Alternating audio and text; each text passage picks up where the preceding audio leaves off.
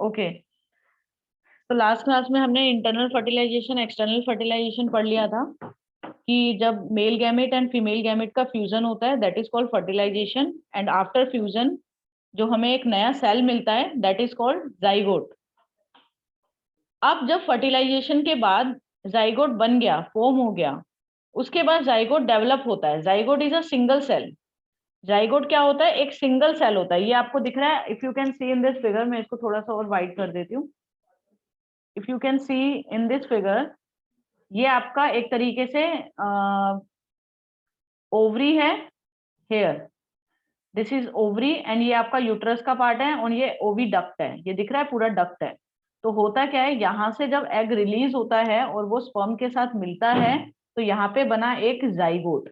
Zygote एक single cell होता है। यहाँ से if you can C zygote, यहाँ पे टेल्स है, ठीक है। ये जाइगोट एक सिंगल सेल है। फिर ये जो सेल है यहाँ पे, वो आपका डिवाइड हो जाता है 2 सेल्स में।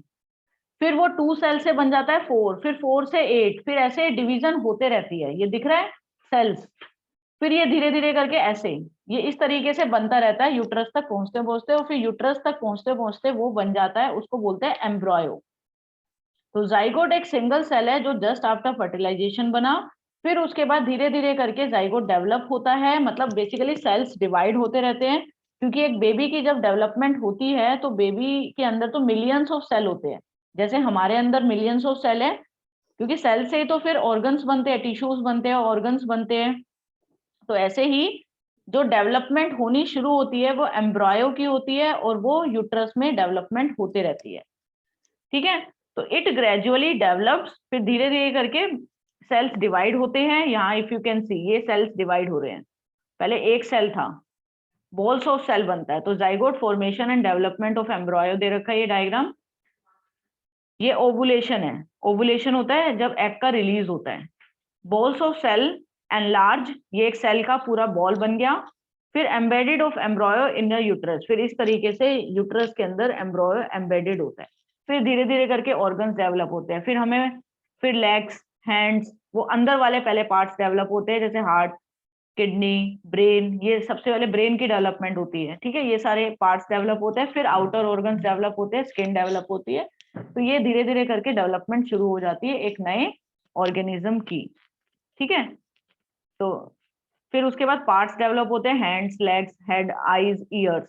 The stage of the embryo in which all the, फिर उसके बाद जब सारे के सारे पार्ट्स डेवलप हो जाते हैं, जिसमें विजिबल होते हैं सारे पार्ट्स, उसको बोलते हैं फीटस, ठीक है।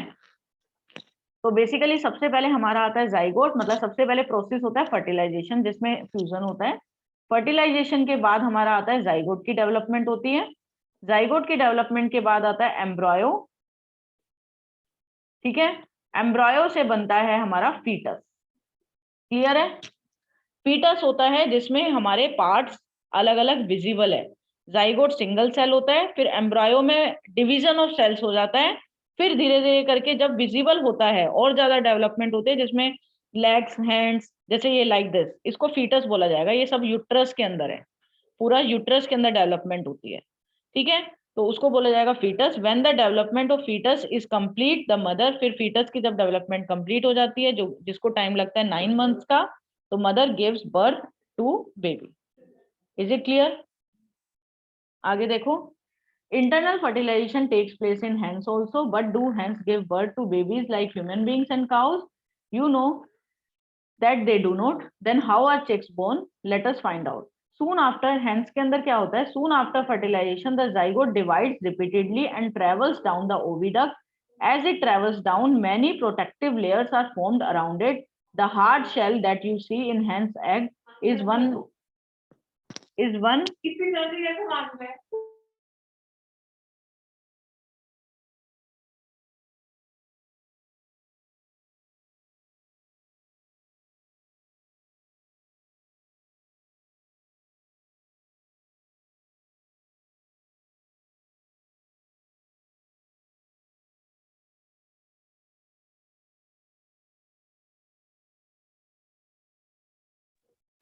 ठीक है। तो जो hard shell that you see in hens egg is one such protective layer. Is it clear? तो बेसिकली होता क्या है, लेयर पे लेयर डेवलप होती है। सबसे पहले फर्टिलाइजेशन के बाद, हैन के केस में बता रही हूँ, फर्टिलाइजेशन के बाद जब जाइगोट रिपीटेडली डिवाइड होता रहता है, फिर वो ओविडक्ट में जाता है। जब वो ओविडक्ट में ट्रेवल करता है, उसके ऊपर लेयर्स बनते रहती है, प्रोटेक्टिव लेयर। तो वही होता है जो हैन का एग होता है, जो आपने देखा होगा, उसके ऊपर की तरफ हार्ड शेल होती है, वो यही होती है, वो एक प्रोटेक्टिव लेयर ही है। After the hard shell is form around the developing embryo, the hen finally lays the egg. फिर जब हार्ड शेल बन जाती है, फिर हैन जो है एक एग को ले, hen can lay the egg, और and it will take around 3 weeks. जैसे 9 मंथ्स लगते हैं ह्यूमन के अंदर, वैसे ही मदर को 9 मंथ्स लगते हैं बेबी के लिए ह्यूमन बींग्स में, वैसे हैन के अंदर चिक को डेवलप करने के लिए 3 वीक्स लगते हैं। You must have seen the hen sitting on the eggs to provide, hen भी रहती है उसके ऊपर, देखा होगा एग के ऊपर काफी टाइम तक हैन उसके ऊपर सिट होके रहती है, क्यों? ताकि उनको वार्मनेस मिले। Did you know the development of the chick takes place inside the egg shell during this period, और उसमें भी फिर चिक की डेवलपमेंट होते रहती है। आफ्टर द चिक इज कम्प्लीटली डेवलप, जब चिक कम्प्लीटली डेवलप हो जाता है, जो हार्ड शेल है वो बर्स्ट हो जाता है और चिक निकल जाता है उसमें से। In animals which undergo external, और एक्सटर्नल फर्टिलाइजेशन के केस में बता रही हूँ, development of embryo takes place outside the female body, the embryo continues to grow within their egg covering. After the embryo develop, the egg hatch. You must have seen numerous tadpoles. Tadpoles है इसका example, जिसमें बाहर की तरफ, female body के बाहर ही embryo की development होती है, ठीक है, और एग कवरिंग के अंदर ही वो ग्रो होता रहता है। इसका एग्जाम्पल है टेडपोल्स।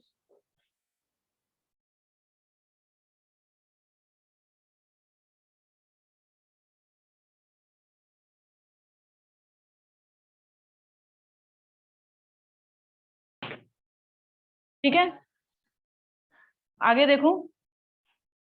तो ये एक्सटर्नल फर्टिलाइजेशन है जो कि टेडपोल्स में होती है, स्विमिंग पॉन्ड्स में, ठीक है। तो इसमें एक्सटर्नल फर्टिलाइजेशन होती है क्योंकि बाहर जो डेवलपमेंट है वो फीमेल बॉडी के बाहर हो रही है, ठीक है। लेकिन हैन के केस में इंटरनल है, एग जो लेयर्स है वो अंदर ही हो रहा है एम्ब्रॉयो, लेकिन जो चिक निकलता है वो फिर बाहर आता है। लेकिन जो डेवलपमेंट हो गई एम्ब्रॉयो की, वो 3 वीक्स लगते हैं, जो कि हैन के अंदर होती है। That is an example of internal fertilisation.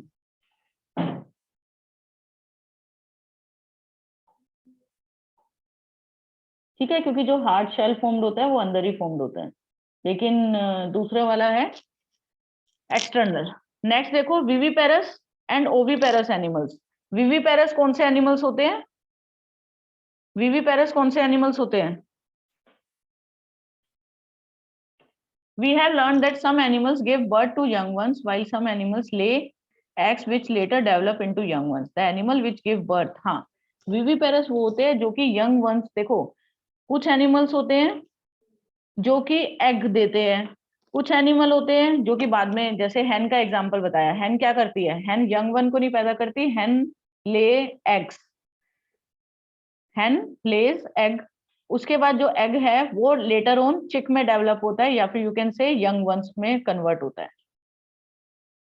इस टाइप के बोलते हैं एनिमल्स को जो पहले एग देते हैं, फिर एग से यंग वन आता है, ओवीपेरस। क्या बोलते हैं? ओवीपेरस एनिमल्स, याद रखना। और दूसरे टाइप के होते हैं, जैसे ह्यूमन बींग्स बोल सकते हो, डॉग्स बोल सकते हो, जो कि एग नहीं देते, डायरेक्टली यंग वंस को ही प्रोड्यूस करते हैं। That is called those animal which lay eggs, oviparous, and those animal which give birth to young ones, viviparous. And example अपने आप से कर सकते हो। The eggs of a few animals are easy to observe because their mother lay them outside their bodies. These are example of oviparous animal, but you would not be able to collect the eggs of dog, cow, cat. This is because they do not lay eggs. The mother gives birth to the young one. ये example है viviparous के, जो कि egg नहीं देती, directly young one. Example human beings, dogs, cow, cat. Can you now give some more example of viviparous and oviparous examples? Young ones to adults. Next देखो, the new individuals which are born or hatch from eggs continue to grow till they become adults. ठीक है, the new individual ये है कि young one से adults तक की journey है एक तरीके से, जैसे फॉर एग्जांपल आपने लाइफ साइकिल पढ़ी होगी सिल्क वॉर्म की, ठीक है? तो सबसे पहले आता है एग, एग से लार्वा या फिर कैटरपिलर, फिर प्यूपा, फिर एडल्ट बनता है। जैसे for example if you can see the life cycle of a frog, इसमें सबसे पहले हमारा होता है एग, एग से टैडपोल बनता है, टैडपोल से लेट टैडपोल, फिर एडल्ट फ्रॉग। तो ये एक तरीके की जर्नी है जो कि यंग वन से एडल्ट तक, ठीक है? एक और स्टेज दे रखी है आपको, एग से टैडपोल बता दिया, फिर एडल्ट बनता है। Can you imagine that these tadpoles would some day become frogs?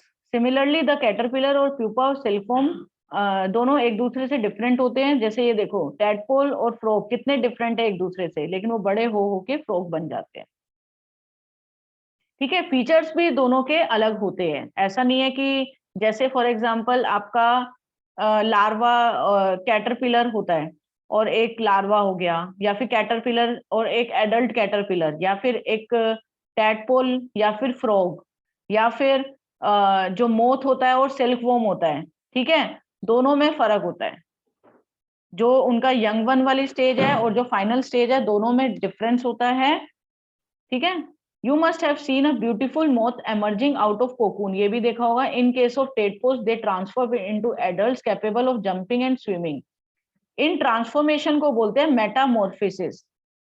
The transformation of larva into adult through drastic changes are called metamorphosis. क्या होता है? जो ये चेंज हुआ एक एग से, जो एडल्ट एग जब बनता है या एडल्ट फ्रॉग जब बनता है, एक एग से कोई भी चीज एडल्ट जब बनती है, तो उस प्रोसेस को, क्योंकि उसके अंदर काफी चेंजेस भी आते हैं, ड्रास्टिक चेंजेस आते हैं, उसको बोलते हैं मेटामॉर्फोसिस, ठीक है? ऐसे ह्यूमन बींग्स के अंदर भी होता है। ह्यूमन बींग्स जब स्टार्टिंग में जब बर्थ होता है, और अगर एडल्ट ह्यूमन बींग की बात करें, काफी चेंजेस आते हैं, तो उस चेंजेस को बोलते हैं मेटामॉर्फोसिस। Is it clear?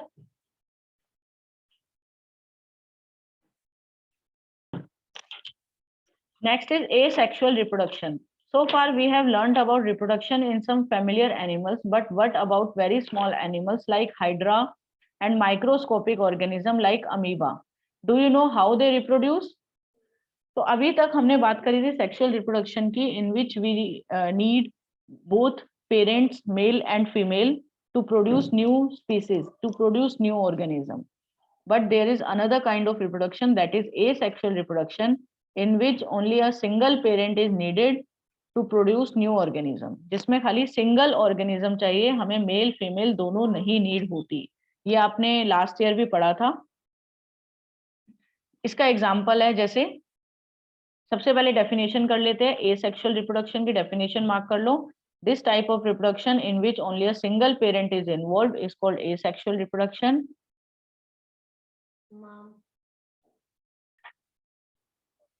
हम 3 क्वेश्चन गलत है, ठीक है? फिर उसके बाद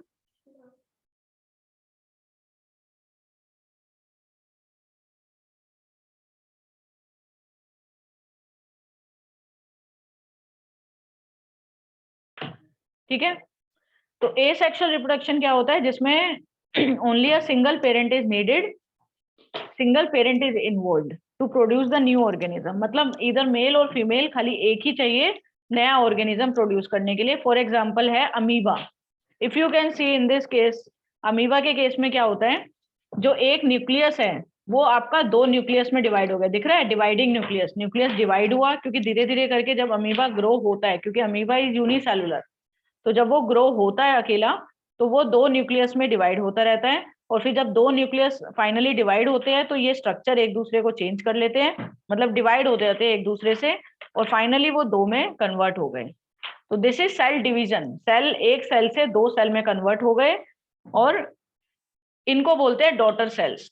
एक होता है पेरेंट सेल, जहां एक होता है पेरेंट सेल या पेरेंट ऑर्गेनिज्म या parent cell you can say, और ये हो गए डॉटर सेल्स। डॉटर सेल होते हैं जो रिप्रोड्यूस करने के बाद जो बना है, और पेरेंट स्टार्टिंग में जो है।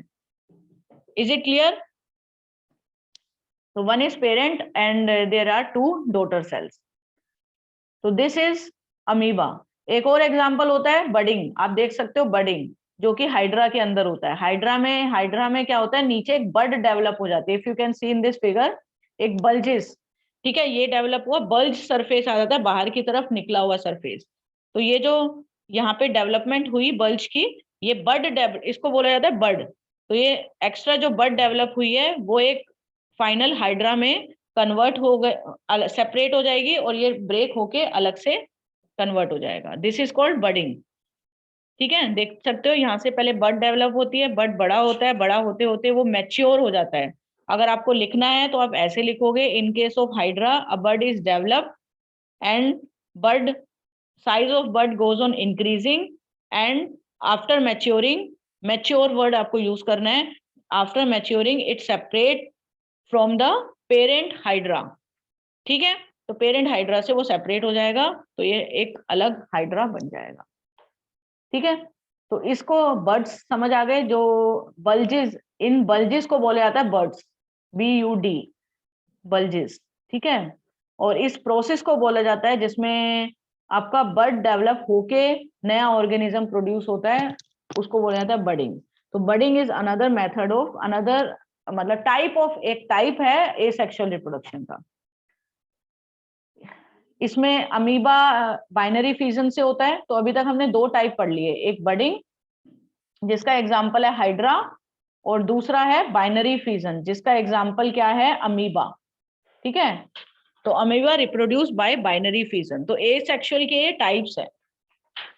You have already learned about the structure of amoeba, ये आपको बता दिया है। It is a process of reproduction in which one, amoeba का केस ही है जो आपको यहाँ पे दे रखा है, न्यूक्लियस, एक न्यूक्लियस दो न्यूक्लियाई में डिवाइड होता है, फिर सेल की बॉडी डिवाइड होती है, फिर एक पेरेंट दो डॉटर सेल में डिवाइड हो जाता है। ये आप रीड कर लेना। This type of asexual is binary fusion. Binary fusion क्या होता है, जिसमें एक सिंगल पेरेंट सेल डिवाइड हो जाते हैं दो इंडिविजुअल्स में, that is called binary fusion. लेकिन इन केस ऑफ बडिंग एक में ही डिवाइड हुआ है, दिख रहा है आपको, बडिंग में आपका एक ही हाइड्रा फॉर्म्ड हुआ है। लेकिन इन केस ऑफ बाइनरी फ्यूजन आपके दो में कन्वर्ट हो गए, एक दो में कन्वर्ट हो गए। Clear? Apart from budding and binary fusion there are other method by which single parent reproduce, वो आप हायर क्लासेस में पढ़ोगे। ये एक डॉली की स्टोरी है, ये देख लेना, clone.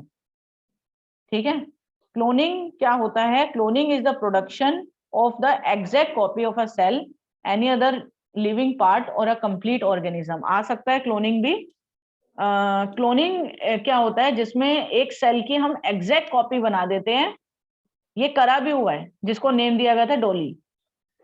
Cloning of an animal was successfully performed for the first time by Ian Wilmot and his colleagues at the Roslin Institute in Scotland. They successfully, उन्होंने क्लोन भी करा था एक शिप को जिसको नेम दिया गया Dolly. Dolly was born on 5th July 1996 and was the first mammal to be cloned.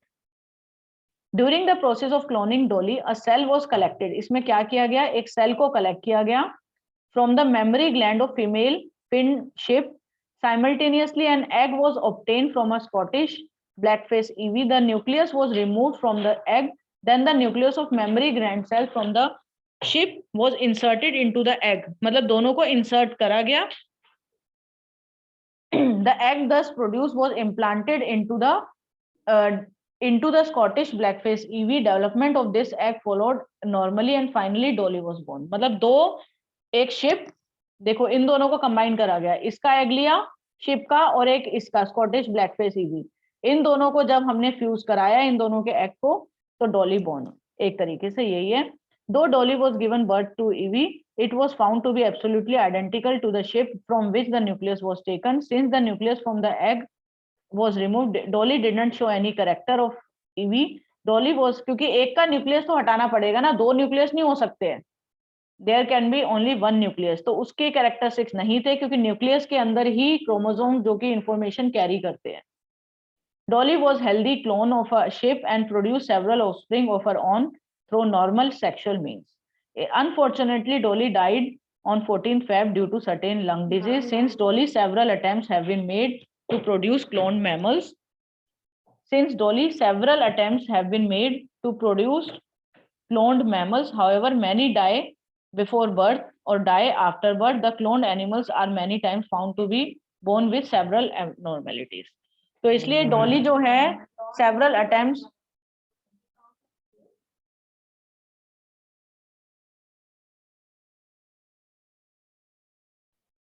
Since Dolly, several attempts have been made to produce cloned mammals. Dolly के बाद उसके बाद भी काफी सारे अटेम्प्ट्स हुए, मतलब एक सक्सेसफुल अटेम्प्ट खाली डॉली था, उसके बाद भी काफी सारे अटेम्प्ट्स हुए, लेकिन उसमें क्या होता था, काफी सारे मर जाते थे या फिर पैदा भी होते थे तो काफी एबनॉर्मेलिटीज के साथ पैदा होते थे। तो इसके इसके बाद इसलिए डॉली का ही नाम है, क्योंकि उसके बाद इतनी ज्यादा वो सक्सेसफुल नहीं हुए अटेम्प्ट। ठीक है, एक बार फिर से इसको रीड कर लेना पूरा प्रोसेस। नेक्स्ट क्लास में इसके नोट्स और ये बैक एक्सरसाइज करके आना। नेक्स्ट क्लास में हम लोग यही बैक एक्सरसाइज इसकी डिस्कस करेंगे, तो अपने आप से एक बार करके आना। Okay, thank you so much.